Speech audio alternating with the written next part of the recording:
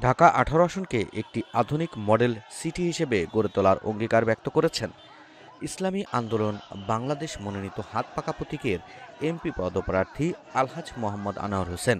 তিনি বলেন, চাঁদাবাজমুক্ত ব্যবসা-বাণিজ্যের পরিবেশ, নিশ্চিন্তে বাড়ি নির্মাণের সুযোগ এবং দলীয় প্রভাবমুক্ত শিক্ষা প্রতিষ্ঠান গড়ে তুলতে চাই। গ্যাস, পানি, ড্রেনেজ ও মশা নিধনে কার্যকর ব্যবস্থা নেওয়া হবে। তরুণ যুবকদের দক্ষতা বৃদ্ধি ও নারীদের স্বাবলম্বী করতে বিশেষ উদ্যোগ নেওয়া হবে। শুক্রবার বিকেল ৪টায় ইসলামী আন্দোলন বাংলাদেশের আমির চরমনাই পীর মনোনীত প্রার্থী আলহাজ আনোয়ার হোসেনের নেতৃত্বে উত্তরা হাউস বিল্ডিং, রাজলক্ষ্মী, জসীমউদ্দিন হয়ে বিএনএস সেন্টার পর্যন্ত ব্যাপক নির্বাচনী গণসংযোগ পদযাত্রা অনুষ্ঠিত হয়।